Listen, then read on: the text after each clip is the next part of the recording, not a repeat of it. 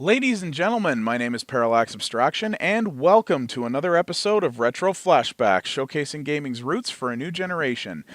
So, today we are going to be taking a look at another arcade game, and, well, I kind of have a special reason for this one. As I'm sure many of you know, if you're into gaming at all, noted Giant Bomb personality Ryan Davis unfortunately passed away a couple of days ago, and I wrote a post about his death and an important lesson that I learned from him on geekbravado.com. There is also an unmonetized video episode of the Geek Bravado Ramble up in which I talk about that as well. And I've been in kind of a funk for the last couple of days as a result of that, and I was trying to think about something I could play for Retro Flashback that would in some minor way be related to that, just to sort of help me feel a little better and maybe try to honor him in the only way I can with this show. And I thought this would be a good option, and it's a game I've wanted to cover for quite a while. So, we are going to be taking a look at Smash TV. This is actually the Xbox Live arcade version of Smash TV, which sadly you cannot actually purchase anymore because Midway, who was the company that put this out, went bankrupt back in 2010, and a whole bunch of their Xbox Live Arcade emulated releases were taken down from the service. So if you own them, like I do, you can still download them and play them, though, as I understand it, a lot of the Xbox Live functionality and leaderboard functionality is kind of janky now. But unfortunately, you can't purchase this anymore.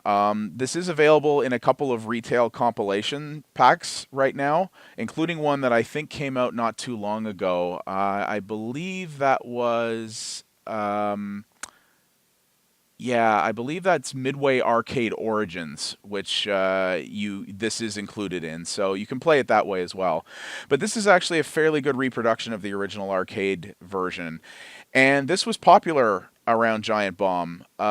They actually, when the 360 first came out and there wasn't a lot of content available for it, this was one of the launch Xbox Live Arcade games, and they all put a lot of time into this, and they have a lot of respect for this game, as do I. It's actually really good. So I thought that would be kind of a good thing to talk about it. So if you're watching this from wherever you are, Ryan Davis, I hope you enjoy it. And, well, I still miss you, buddy. And I never knew you. I wish I did. But I hope you get to play as many games as you want now. Anyway, so off we go here. So what is Smash TV? Well, Smash TV is one of the essentials in literacy of the twin stick shooter genre. This is one of the more important twin stick games, I think. It is not the sort of ultimate one, I guess you would say. The ultimate one for twin stick literacy would probably be Robotron, which actually involved a lot of the same people as Smash TV. I do have Robotron as well, actually, but I'm not nearly as well, I'm not that good at this game, but I'm really bad at Robotron, so I figured this one would be more interesting to show. We'll do Robotron someday. But, yeah, these are really neat, and the basic concept of this game is that you are taking place in a futuristic game show where basically humanity has become so engaged with voyeurism and violence and screwed up imagery that this is an actual game show where you are taking on waves and waves and waves of real enemies and attempting to survive them for all kinds of prizes and money and gold and silver and other such things like this. You're fighting for the big money and the big prizes. And, well, this game came out in 1990 originally, and I have to say it's... I don't watch a lot of TV, but I know a lot of what is on reality television these days, and well, at the rate reality television's going, I could totally see this being a real thing someday or something like it. And I don't know if these guys sort of prophesized this or what, but it's a little creepy. But as you can see there, I'm picking up a whole bunch of money as well as things like toasters and VCRs, which is also a byproduct of the era that this game came out in. I still find that really funny that the main prizes that you're picking up are cars, vacations, VCRs, and toasters. That is pretty amusing. But as you can see here, this is an arena-based game, so you're going between different arenas and fighting waves and waves and waves of increasingly more difficult enemies, and eventually in each major area you will fight a boss. And your goal is to stay alive as long as possible, kill as many guys as possible, and get as many prizes as possible to rack up your score. This being an arcade game, of course, this is all about the score. And well, this game, while a lot of fun, it is also brutally, brutally difficult and, well, frankly, pretty unfair in a lot of ways. I mean, the levels in this are, and the way the enemies are designed and things like that it pulls can be very unfair. I mean, this was an arcade game, and arcade games were all about getting as much money from you as fast as possible, and this certainly does that. But the funny thing about this game is that despite how brutally hard and unfair it is, this is one of those games where you never get mad. You know what I mean? Like, a lot of the times when I die in a video game, and in particular if I felt that I was sort of robbed or that it happened because of circumstances that were sort of beyond my control, my first instinct is to sort of get angry and go, oh, this sucks, this game cheated, bah, this isn't fun, you know, why am I doing this, screw this game. But you never do that with this game. You'll just play it, and you just kind of want to keep going afterward. And obviously the nice thing about this being out on a console like this is that you can just credit feed your way through it if you want, whereas, you know, when I used to play this game in the arcade, I would put like $5 in it just to get past the first boss, and then after that I'd be kind of like, well, I'm out of money, so that's the end of that. But this, you can just keep going all you want, which is really, really cool. This is a two-player co-op game if you want it to be. The game, as far as I know, doesn't rebalance itself for single-player and multiplayer, so basically it is easier if you're playing two-player. It's still really tough with a second person, but it's definitely easier if you're playing with two people. When you're playing it in single-player, it is decidedly more difficult. And you can see why. Like, it's spawning massive waves of enemies that can and that will often pile up in such a way that you, even if you just keep your gun firing like crazy, you can't take the waves out before they reach you, and you can very easily get yourself pinned in a corner unless you get a crowd clearing weapon like grenades or rocket launchers or something like that. And that's sort of how this goes here. It's kind of funny because this game came out actually before, a 1999 Roadster, sweet. This game takes place in 1999, by the way. So they didn't get that part right. The interesting thing about this as well is that this game came out because it was a launch title on the 360. This game came out when achievements were a brand new thing, and people kind of hadn't figured out how to do them yet. And the intelligent way to design achievements in a way that encouraged longer play and encouraged people to try to do unique and different things. So some of the achievements in this game were just stupidly hard. Like, one of them is to beat the entire game without continuing, which is insane. I mean, you have to be some kind of super ninja savant to be able to beat this game without continuing. But the insult to injury part of the story is that apparently there are people out there who are able to do it. I mean, there are people out there who are able to do this kind of crazy stuff with every game.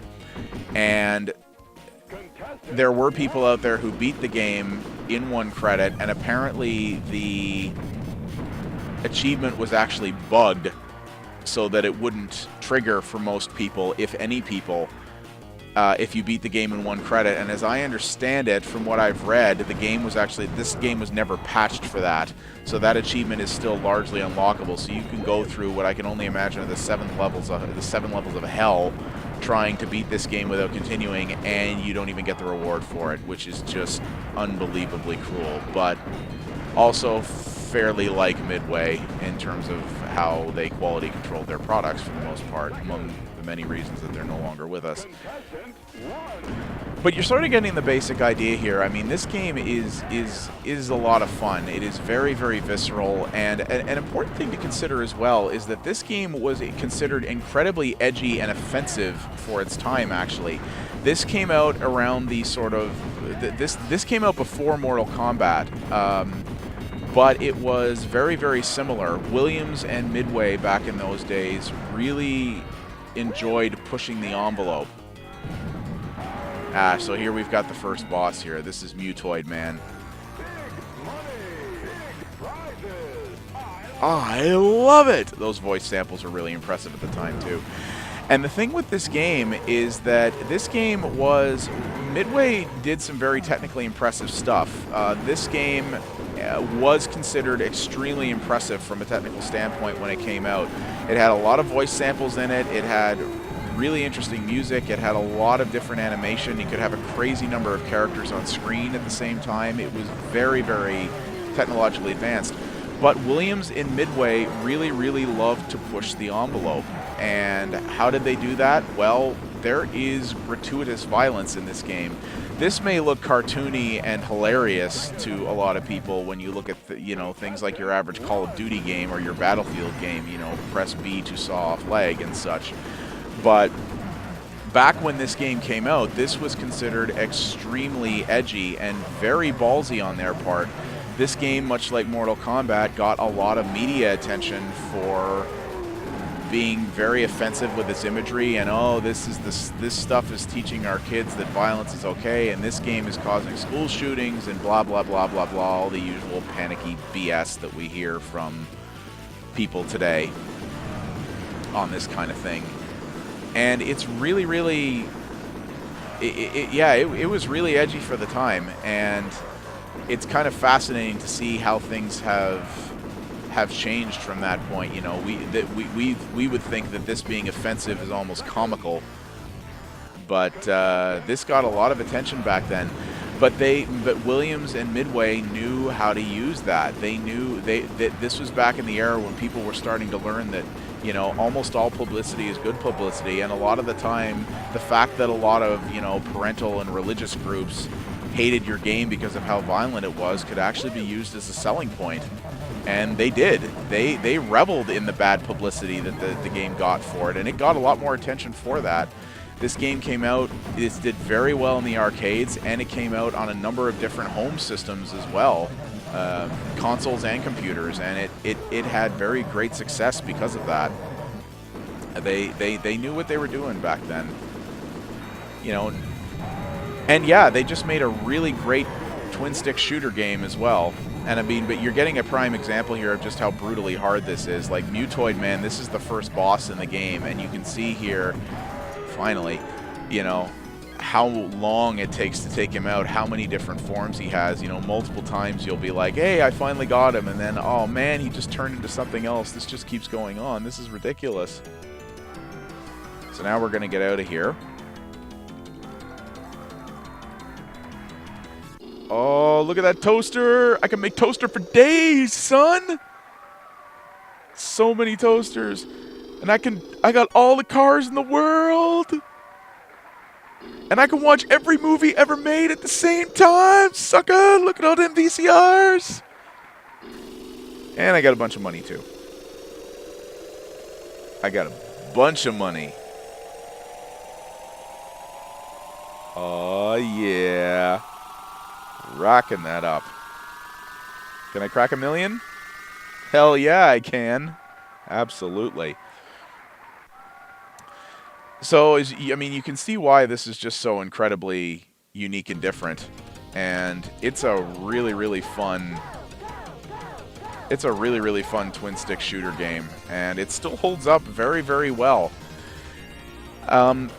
I don't know, as I said, sadly the Xbox Live Arcade version is no longer available, and I find it weird given that Warner Brothers bought most of the Midway catalog. I'm kind of surprised that they didn't put these games back up for sale. I guess it's because they wanted to sell the Midway Arcade Origins collection, which is what this got put into.